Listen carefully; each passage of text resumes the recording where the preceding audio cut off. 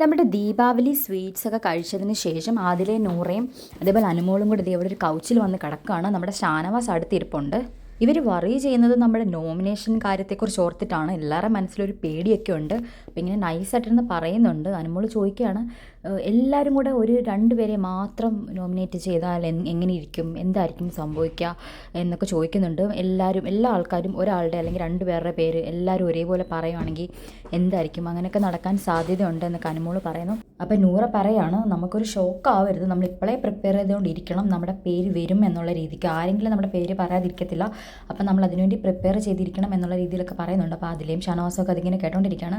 പിന്നെ ഇവർ ഓൾറെഡി ആദിലെയും നൂറയും കൂടെ പ്ലാനൊക്കെ ചെയ്തിട്ടുണ്ടായിരുന്നു, ആരുടെ പേര് പറയണം, പോയിൻറ്റ്സ് അടക്കം ഇവർ പഠിച്ചു വെച്ചിട്ടുണ്ടായിരുന്നു. പക്ഷേ ഒരു ട്വിസ്റ്റ് ഉണ്ട്. ബിഗ് ബോസ് ട്വിസ്റ്റ് കൊടുക്കാൻ പോവുകയാണ് ഇവർക്ക്. ഈ ട്വിസ്റ്റിനെ കുറിച്ചൊന്നും അറിയാതെയാണ് ഇവർ പ്ലാൻ ചെയ്തിരിക്കുന്നത്. ബിഗ് ബോസിൻ്റെ ട്വിസ്റ്റ് ഓൾറെഡി നമ്മൾ പ്രൊമോയിൽ കണ്ടിരുന്നു. ബിഗ് ബോസ് ഓപ്പൺ നോമിനേഷനാണ്. ആരൊക്കെ എവിടേക്ക് ഇരിക്കുന്നു അവിടെ വെച്ചിട്ട് നിന്നോണ്ടോ ഇരുന്നോണ്ടോ ഒക്കെ നോമിനേറ്റ് ചെയ്യുക എന്നുള്ളതാണ്.